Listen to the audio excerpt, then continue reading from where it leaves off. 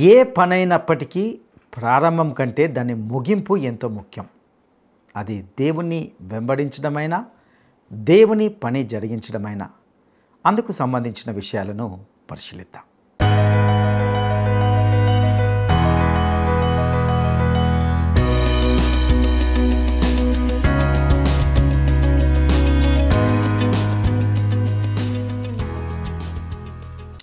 క్రీస్తునందు ప్రియమైన ప్రేమధార టీవీ వీక్షకులందరికీ మన రక్షకుడైన యేసుక్రీస్తు మహిమగల నామంలో శుభములు తెలియజేస్తున్నాం. నేటి మన ధ్యాన భాగంగా మనము 2వ దినవృత్తాంతములు 24, 25 అధ్యాయాలను ధ్యానించుకుంటాం. యోవాషు 7 సంవత్సరాల వయసులో తన పరిపాలన ప్రారంభించినట్లుగా చూస్తాం. యాజకుడైన యెహోయాదా బ్రతికిన దినములన్నీ యోవాషు యెహోవా దృష్టికి యథార్థంగా ప్రవర్తించాడు. దేవుని మందిరంను బాగు చేయాలనే ఆలోచన యోవాషుకు పుట్టింది. వెంటనే దేవుని మందిరము బాగు చేయుటకై ధనమును పోగు చేసి ఈ కార్యమును చేయమని ఆజ్ఞ ఇచ్చాడు. రాజు ఆజ్ఞ చొప్పున వారు ధనాన్ని పోగు చేసి ఆ ద్రవ్యముతో వారు దేవుని మందిరమును దాన్ని యథాస్థితికి తెచ్చి దాన్ని బలపరిచారు. అయితే యెహోయాదా చనిపోయిన తర్వాత జనులు తమ పితరుల దేవుడైన యెహోవా మందిరాన్ని విడిచి దేవునికి దూరమయ్యారు. అప్పుడు దేవుని ఆత్మ జకరియా ద్వారా హెచ్చరించడం జరిగింది. అందుకు వారతన్ని రాళ్ళు రువి చావగొట్టినట్లుగా చూస్తాం. ఈ విధంగా యోవాషు దేవుడైన యెహోవాను విసర్జించినందుకై యెహోవా అతన్ని అతని వారిని శత్రువులకు అప్పగించాడు. యోవాషు తర్వాత అతని కుమారుడైన అమజ్యా ఏలనారంభించాడు. అతడు యెహోవా దృష్టికి యథార్థంగా ప్రవర్తించెను గాని పూర్ణ హృదయంతో ఆయన్ని అనుసరింపలేదు. అతనికి సంబంధించిన వివరాలను నేటి ఈ పాఠంలో వివరంగా తెలుసుకుందామా? ఈ రోజున మనం 2 దినవృత్తాంతములు 24 అధ్యాయం నుండి పాఠం ప్రారంభించుకుందాము. యోవాషు ఏలనారంభించినప్పుడు 7 సంవత్సరాల ఈడు గలవాడై యెరూషలేములో 40 ఏండ్లు ఏలాడు. అతని తల్లి జిబ్యా బెయేర్షెబా కాపురస్తురాలు. యెహోయాదా బ్రతికిన దినములన్నీ యోవాషు యెహోవా దృష్టికి యథార్థముగా ప్రవర్తించాడు. యోవాషుకు 2 భార్యలు. ఈ పెండ్లి చేసింది కూడా యెహోయాదానే. యెహోవా మందిరాన్ని బాగు చెయ్యాలని యోవాషుకు తాత్పర్యం పుట్టింది గనుక అతడు యాజకులను లేవీయులను సమకూర్చి అన్నాడు, ఇది నా ఆజ్ఞ. యూదా పట్టణాలకు మీరు వెళ్ళండి. మీ దేవుని మందిరాన్ని బాగు చేయడానికి ఇశ్రాయేలీయులందరి వద్ద నుండి ఏటేటా ధనం సమకూర్చండి. ఈ కార్యక్రమాన్ని మీరు త్వరపెట్టాలి. అయితే వారు ఆ పని త్వరగా చేయకపోయినందున రాజు ప్రధాన యాజకుడైన యెహోయాదాను పిలిచి అడిగాడు, దుర్మార్గులైన అతల్యా కుమారులు దేవమందిరాన్ని పాడు చేశారు. ప్రతిష్ఠోపకరణాలన్నింటినీ బయలుదేవత పూజకు ఉపయోగించారు. సాక్ష్యపు గుడారాన్ని బాగు చేయటానికి లేవీయులకు చెప్పి కానుకలు నీవెందుకు తెప్పించలేదు? మోషే నిర్ణయించిన కానుక యూదా, యెరూషలేము, ఇశ్రాయేలు సమాజకులు ఇవ్వాలి కదా. మోషే యెహోవా సేవకుడు. అతని నిర్ణయం చొప్పున నీవెందుకు చేయలేదు? రాజాజ్ఞ చొప్పున వారు ఒక పెట్టెను చేయించి యెహోవా మందిర ద్వారము బయట దాన్ని ఉంచారు. యూదాలో, యెరూషలేములో వారు చాటించారు, జనులు కానుకలు యెహోవా వద్దకు తేవాలి. దైవసేవకుడైన మోషే అరణ్యమందు ఇశ్రాయేలీయులకు నిర్ణయించిన కానుకలు తెండి. అధిపతులు, జనులందరూ సంతోషంగా కానుకలు తీసుకుని వచ్చి చాలినంత మట్టుకు పెట్టెలో వేశారు. లేవీయులు ఆ పెట్టెను రాజు విమర్శించే స్థలానికి తెస్తూ వచ్చారు. అందులో ద్రవ్యము విస్తారముగా ఉన్నట్లు కనబడినప్పుడెల్లా ప్రధానమంత్రి, ప్రధాన యాజకుడు నియమించిన పై విచారణకర్త వచ్చి పెట్టెలో ఉన్న ద్రవ్యాన్ని తీసి యథాస్థానమందు దాన్ని ఉంచుతూ వచ్చారు. వారి చొప్పున పలుమారు చేయడము చేత విస్తారమైన ద్రవ్యము సమకూర్చబడింది. రాజు, యెహోయాదా కలిసి ఆ ద్రవ్యాన్ని పనివారికి చెల్లించారు. కాశపనివారిని, వడ్రంగులను, ఇనుప పని, ఇత్తడి పని చేసేవారిని కూలికి కుదిర్చారు. పనివారంతా ఈ విధంగా పని జరిగించి సంపూర్తి చేశారు. దేవుని మందిరాన్ని వారు యథాస్థితికి తెచ్చి దానిని బలపరిచారు. అది సిద్ధమైన తరువాత మిగిలిన ద్రవ్యాన్ని రాజు యెహోయాదా తీసుకొని దానిని మందిర సేవకై వినియోగించారు. దహన బలులకు కావలసిన ఉపకరణాలు, గరిటెలు, వెండి బంగారు పాత్రలు చేయించారు. యెహోయాదా ఉన్న అన్ని దినములు యెహోవా మందిరములో దహన బలులు నిత్యము అర్పించబడినాయి. యోవాషు ఎన్నో మంచి పనులు చేశాడు. అయితే ప్రతిదానికి అతడు యెహోయాదా మీద ఆధారపడవలసి వచ్చింది. యెహోయాదా భక్తిపరుడు. అతడున్నంతకాలం యోవాషు దేవునికి విధేయుడై ప్రవర్తించాడు. దేవాలయం పనులు చాలా చురుకుగా సాగాయి. ప్రధాన యాజకుడైన యెహోయాదా చనిపోయాక రాజుకు చెడు ఆలోచనలు చెప్పే మంత్రులు పోగయ్యారు. యోవాషు చేసిన తప్పుడు తీర్మానాల వల్ల జాతి యావత్తు ఎంతగానో నష్టపోయింది. పాత నిబంధనలోని పేర్లకు అర్థాలు వారి ప్రవర్తనకు అనుగుణంగా ధ్వనిస్తాయి. యోవాషు అంటే యెహోవా దానం అని అర్థం. అతల్య అంటే కఠిన హృదయము గలది అని అర్థం. యెహోయాదా మంచి అనుభవము గల దైవ సేవకుడు. యోవాషు తల్లి బెయేర్షెబా నుండి వచ్చింది. బెయేర్షెబా అబ్రహాము పట్టణం. యోవాషుకు 2 భార్యలు. కాని బహుభార్యాత్వం దేవునికి ఇష్టం లేదు. ఆ మాటకొస్తే ఆ రోజుల్లో రాజులకు 2 20కి పైగా భార్యలుండేవారు. యెహోయాదా పెద్దవాడైపోయాడు. తన 130వ ఏట అతడు చనిపోయాడు. యెహోయాదా వృద్ధుడైన కొద్దీ పని మందకొడిగా సాగింది. అప్పుడు యోవాషు మందిరం మరమ్మతు కార్యక్రమాన్ని త్వరపరిచాడు. యోవాషు కానుక పెట్టెల విధానాన్ని కనిపెట్టాడు. నాటి నుండి నేటి వరకు ఇదే విధానాన్ని అనేక సంఘాలు పాటిస్తున్నాయి. 15వ వచనం. యెహోయాదా దినములు గడిచిన వృద్ధుడై 130వ ఏట చనిపోయాడు. అతడు ఇశ్రాయేలీయులలో దేవుని దృష్టికి, తన ఇంటివారి దృష్టికి మంచివాడై ప్రవర్తించాడు. గనుక జనులు దావీదు పట్టణమందు రాజుల దగ్గర అతణ్ణి పాతిపెట్టారు. యెహోయాదా చనిపోయిన తరువాత యూదా అధిపతులు వచ్చి రాజుకు నమస్కరించగా రాజు వారి మాటకు సమ్మతించాడు. జనులు తమ పితరుల దేవుడైన యెహోవా మందిరాన్ని విడిచి దేవతాస్తంభాలకు విగ్రహ పూజ చేశారు. వారు చేసిన ఈ అపరాధము నిమిత్తము యూదావారి మీదికి, యెరూషలేము కాపురస్తుల మీదికి దేవుని కోపం వచ్చింది. తన వైపునకు వారిని మళ్లించడానికి యెహోవా వారి యొద్దకు ప్రవక్తలను పంపగా ఆ ప్రవక్తలు వారి మీద సాక్ష్యం పలికారు. గాని వారు చెవియొగ్గలేదు. అప్పుడు దేవుని ఆత్మ జకర్యా మీదికి రాగా అతడు జనుల ఎదుట నిలిచి ప్రవచించాడు. మీరెందుకు యెహోవా ఆజ్ఞ మీరుతున్నారు? మీరు వర్ధిల్లరు. మీరు యెహోవాను విసర్జించారు గనుక ఆయన మిమ్ములను విసర్జించాడు. ఇది యెహోవా వాక్కు. ఈ జకర్యా యెహోయాదా కుమారుడు. వారతని మీద కుట్ర చేసి రాజు మాటను బట్టి యెహోవా మందిరపు ఆవరణము లోపల రాళ్లు రువ్వి అతణ్ణి చావగొట్టారు. యోవాషు యెహోయాదా తనకు చేసిన ఉపకారం మరచినవాడై అతని కుమారుణ్ణి చంపించాడు. అతడు చనిపోతూ అన్నాడు, యెహోవా దీనిని దృష్టించి ఇదంతా విచారణలోకి తెచ్చునుగాక. ఆ సంవత్సరాంతమందు సిరియా సైన్యం యోవాషు మీదికి దండెత్తి వచ్చింది. శేషము లేకుండా అధిపతులందరినీ హతం చేశారు.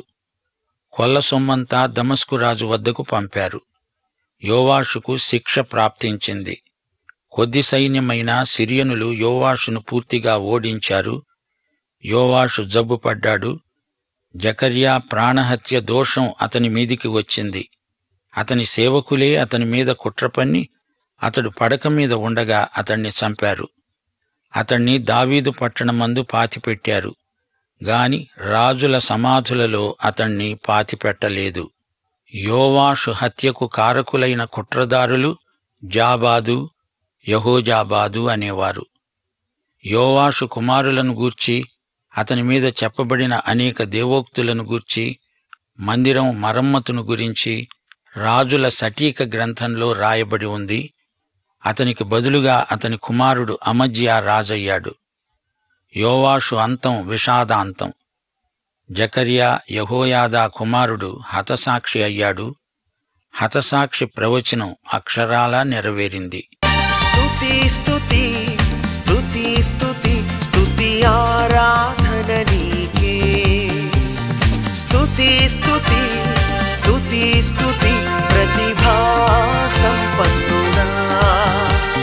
స్తుతి స్తుతి స్తుతి స్తుతి స్తుతి ఆరాధన నీకే.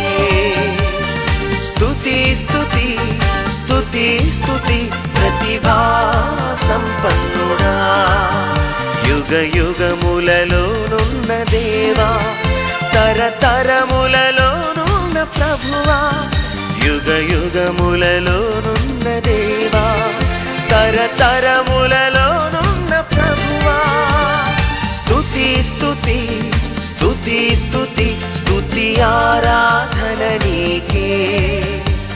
స్తుతి స్తుతి స్తుతి స్తుతి ప్రతిభా సంపన్నుడా.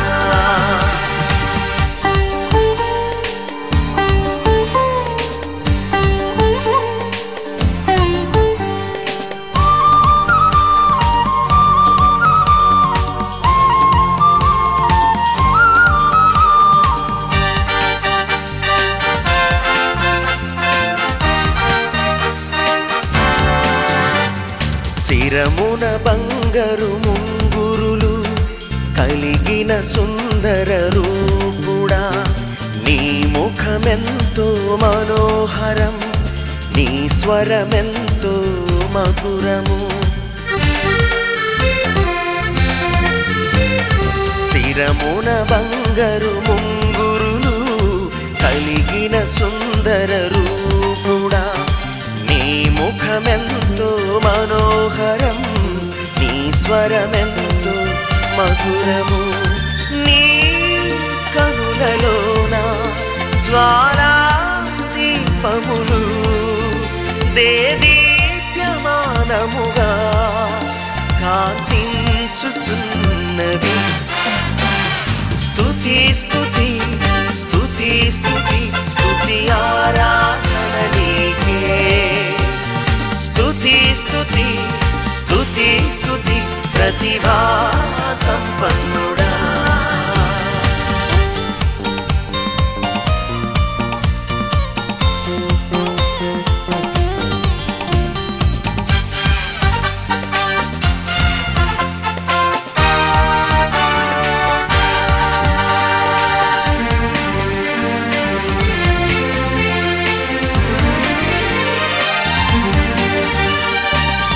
పలుకులలో జీవము పొంగి పొరలును నా దేవా.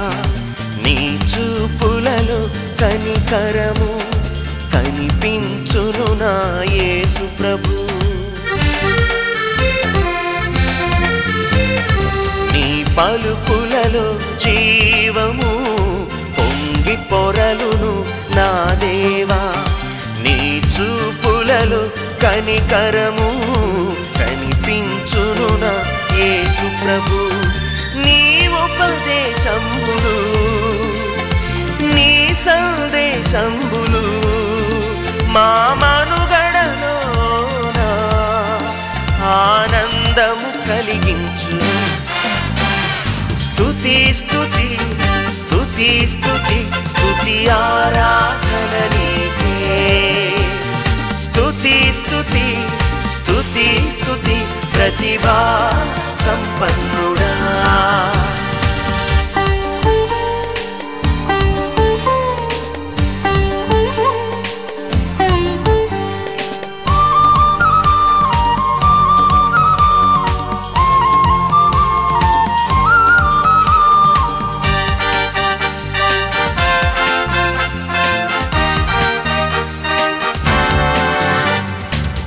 నామములో విమోచనం, నీవే మాకు చిరజీవం. నీ వాక్యములో ప్రశాంతత, నీ సన్నిధిలో సంతోషము. నీ నామములో విమోచన, నీవే మాకు చిరజీవం. నీ వాక్యములో ప్రశాంతత, నీ సన్నిధిలో సంతోషము. నీ వాక్య ధ్యానము మా ప్రాణాధారము. నీ కృపయే లేకుంటే జీవించలేము ప్రభు. స్తుతి స్తుతి స్తుతి స్తుతి స్తుతి ఆరాధన నీకే. స్తుతి స్తుతి స్తుతి స్తుతి ప్రతిభా సంపన్నుడా. స్తుతి స్తుతి స్తుతి స్తుతి స్తుతి ఆరాధన నీకే. స్తుతి స్తుతి స్తుతి స్తుతి ప్రతిభా సంపన్నుడా. యుగ యుగములలోనున్న దేవా, తరతరములలోనున్న ప్రభువా.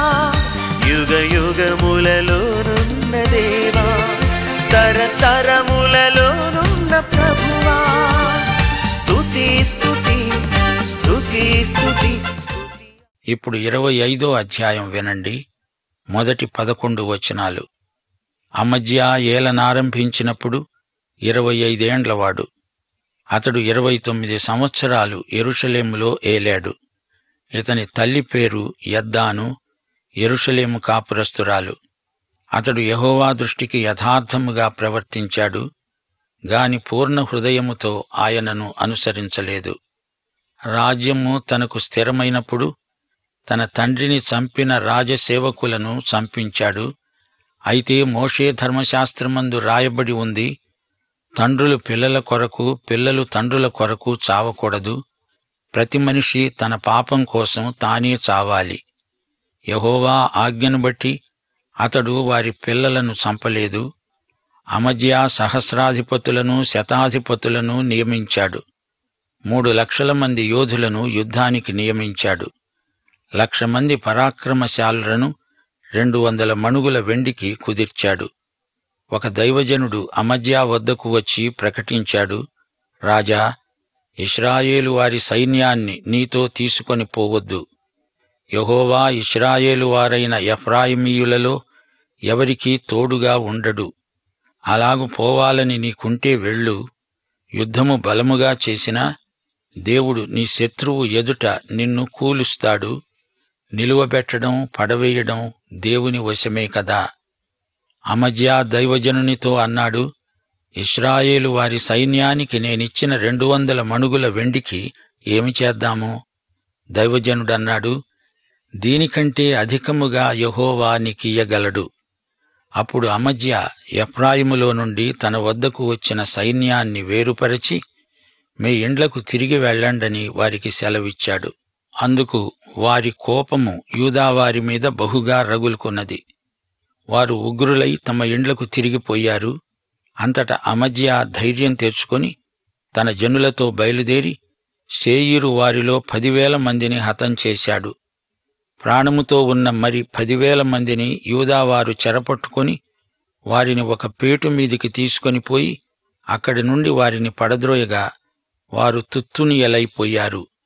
అయితే తమతో కూడా యుద్ధానికి రావద్దని అమజ్యా తిరిగి పంపివేసిన సైనికులు షోమ్రోను మొదలుకొని బేత్‌హోరోను వరకు ఉన్న యూదా పట్టణముల మీద పడి వారిలో 3,000 మందిని హతము చేసి విస్తారమైన కొల్ల సొమ్ము పట్టుకొని పోయారు. అమజ్యా శేయీరు వారి దేవతలను తీసుకొని వచ్చి తనకు దేవతలుగా నిలిపి వాటికి నమస్కరించి ధూపం వేశాడు. అందుకొరకు యెహోవా కోపము అమజ్యా మీద రగులుకున్నది. 15వ వచనం. ఆయన అతని వద్దకు ప్రవక్తను పంపగా అతడు వచ్చి అన్నాడు, నీ చేతిలో నుండి తమ జనులను విడిపింప శక్తిలేని దేవతల యొద్ద నీవెందుకు విచారణ చేస్తున్నావు? రాజు అతనితో అన్నాడు, నీవు రాజు యొక్క ఆలోచన కర్తలలో ఒకడివైపోయావా? ఊరుకో, నేను నిన్ను చంపనేలా? ఆ ప్రవక్త అన్నాడు, నీవు ఈలాగున చేసి నా ఆలోచనను అంగీకరించకపోవటం చూచి దేవుడు నిన్ను నాశనం చేయనుద్దేశించి ఉన్నాడు అని నాకు తెలుసు. ప్రవక్త ఊరుకుండిపోయాడు. ప్రియశ్రోతలు, అమజ్యా మొదట్లో ధర్మశాస్త్రానుసారంగా ప్రవర్తించాడు. హంతకుల పిల్లలను చంపలేదు. పరలోకానికి వెళ్ళాలంటే నీకు స్వయంగా విశ్వాసముండాలి. నీ తల్లిదండ్రులు భక్తులైతే నీవు భక్తుడవు కావు. తల్లిదండ్రులు దుర్మార్గులైతే నీవు దుర్మార్గుడవు కావు. క్రీస్తునందలి విశ్వాసం నిన్ను దేవుని బిడ్డనుగా చేస్తుంది. అమజ్యా మొదట్లో యెహోషాపాతు, ఆసా అనే తన పూర్వీకుల్లాగే వ్యవహరించాడు. అమజ్యా మొదట ప్రవక్త మాట విన్నాడు. శేయీరు యుద్ధంలో మృత సముద్ర తీరాన ఘన విజయం సాధించాడు. అయితే రాను రాను అమజ్యా విగ్రహారాధికుడైపోయాడు.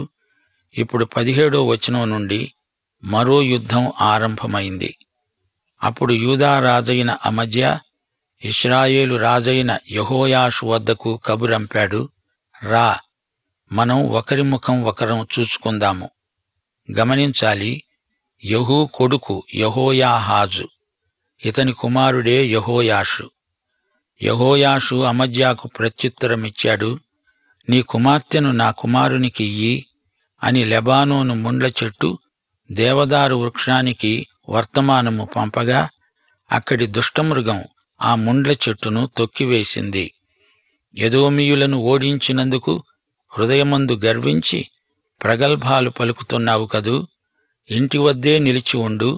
నీవు నా జోలికి వచ్చి కీడు తెచ్చుకోవటం దేనికి? నీవు నీతో కూడా యూదావారు అపజయమొందటమెందుకు? అమజ్యా ఆ వర్తమానాన్ని అంగీకరించలేదు.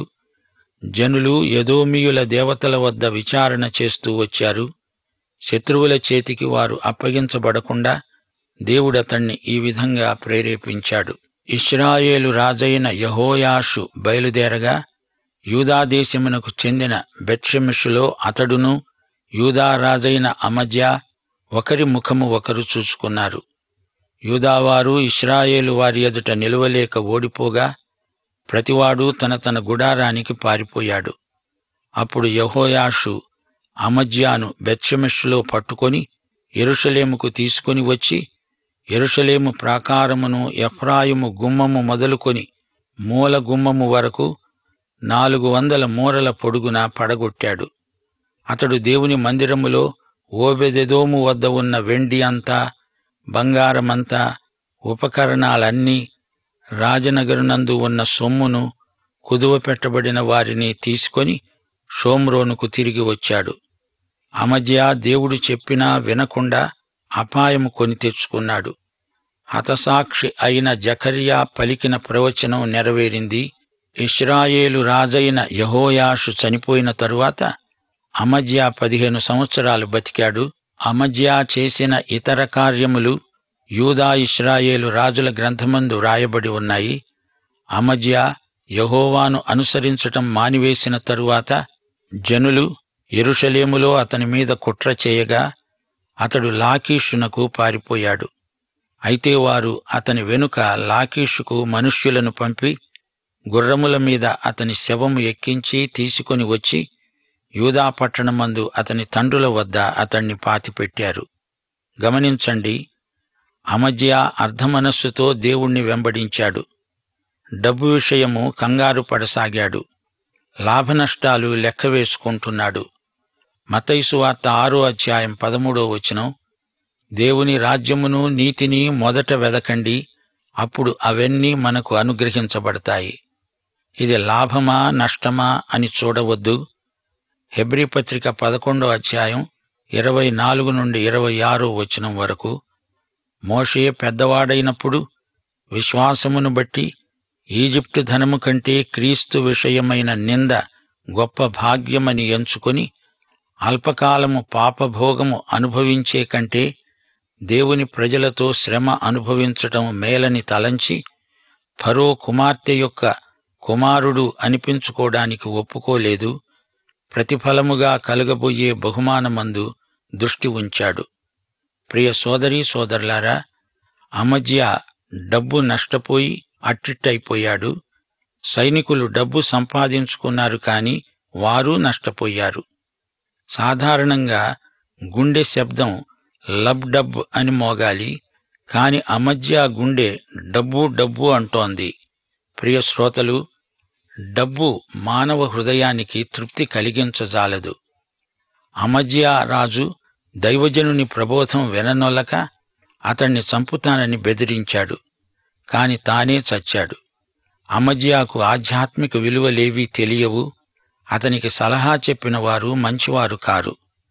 అహజ్యా అపజయమొంది మరణించాడు. మత్తయి సువార్త 6వ అధ్యాయం 19 నుండి 24వ వచనం వరకు, భూమి మీద మీ కొరకు ధనమును కూర్చుకొనవద్దు, పరలోకమందు ధనము కూర్చుకొనండి. నీ ధనమెక్కడ ఉంటుందో అక్కడే నీ హృదయముంటుంది. ఎవడూ 2 యజమానులకు దాసుడుగా ఉండనేరడు. మీరు దేవునికి సిరికి దాసులుగా ఉండనేరరు. ప్రియ శ్రోతలారా, ఆధ్యాత్మిక విలువలను పరిరక్షించుకోండి. పరలోకం కోసం మీ ధనాన్ని పెట్టుబడి పెట్టండి. మన రక్షకుడైన అద్వితీయ దేవునికి, మన ప్రభు అయిన యేసుక్రీస్తు ద్వారా సర్వయుగములకు మహిమ కలుగునుగాక. ఆమేన్.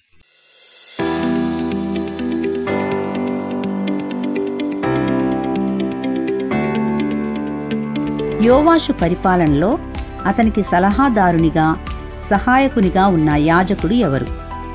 యోవాషు పరిపాలనలో అతనికి సలహాదారునిగా, సహాయకునిగా ఉన్న యాజకుడు ఎవరు? 1 యెహోరాము, 2 యెహోషాపాతు, 3 యెహోయాదా. ఈ ప్రశ్నకు సరైన జవాబును ఈ వాట్సాప్ నంబర్కు పంపండి. మా వాట్సాప్ నంబర్ 9399952570. ప్రియులారా, ఇంతవరకు మనము 2వ దినవృత్తాంతములు 24, 25 అధ్యాయాల నుండి కొన్ని శ్రేష్టమైన సత్యాలను నేర్చుకున్నామని భావిస్తున్నాం. యోవాషు 7 సంవత్సరాల వయసులో రాజయ్యాడు. తన పరిపాలన ప్రారంభించినట్లుగా చూస్తాం. అతడు కొంతకాలమే యోవాషు యెహోవా దృష్టికి యథార్థంగా ప్రవర్తించాడు. దేవుని మందిరాన్ని బాగు చేయాలనే ఆలోచన అతనికి పుట్టింది. పాడైన దేవుని మందిరము బాగు చేయటకై ధనాన్ని పోగు చేసి ఆ కార్యమును చేయమని తన పనివారికి ఆజ్ఞ ఇచ్చాడు. వారు దేవుని మందిరాన్ని దాన్ని యథాస్థితికి తెచ్చి దాన్ని బలపరిచారు. అయితే యెహోయాదా చనిపోయిన తర్వాత అతడు దేవునికి దూరమయ్యాడు. తన వైపుకు మరలుమని ప్రవక్తలను పంపినప్పటికీ వారి మాటల్ని ఎవ్వరు కూడా వినలేదు. యెహోయాదా కుమారుడైన జకర్యా యోవాషును హెచ్చరించినప్పుడు అతడు అతన్ని చంపించాడు. దేవుని దృష్టిలో ఘోరమైన పాపంగా అది ఎంచబడింది. యోవాషు దేవుడైన యెహోవాను విసర్జించినందుకై యెహోవా అతన్ని, అతని వారిని శత్రులకు అప్పగించాడు. అతని అంతం విషాదాంతంగా ముగిసింది. యోవాషు తర్వాత అతని కుమారుడైన అమజ్యా ఏలనారంభించాడు. అతడు యెహోవా దృష్టికి యథార్థంగా ప్రవర్తించాడు, కానీ పూర్ణ హృదయంతో ఆయన్ని అనుసరించలేదు. అతడు కూడా దేవుడు చెప్పినా వినకుండా అపాయాన్ని కొని తెచ్చుకున్నాడు. అమజ్యా అర్ధ మనసుతో దేవుణ్ణి వెంబడించాడు. డబ్బు విషయంలో అతడు దిగజారిపోయినట్లుగా చూశాం. డబ్బు మానవ హృదయానికి ఎప్పటికీ తృప్తిని ఇవ్వదు. అమజ్యా ఆధ్యాత్మిక విలువలు తెలియకుండానే చనిపోయాడు. ప్రియులారా, ఇందులోని వ్యక్తుల జీవితాలు మనకు గొప్ప హెచ్చరికగా ఉండి మనలను దేవునికి సమీపంగా జీవించుటకు సహాయపడునుగాక. దైవాశీస్సులు. ఈ కార్యక్రమం మీకు నచ్చిందా? అయితే వెంటనే మిస్డ్ కాల్ ఇవ్వండి. బహుమతి పొందే విజేత మీరే కావచ్చు.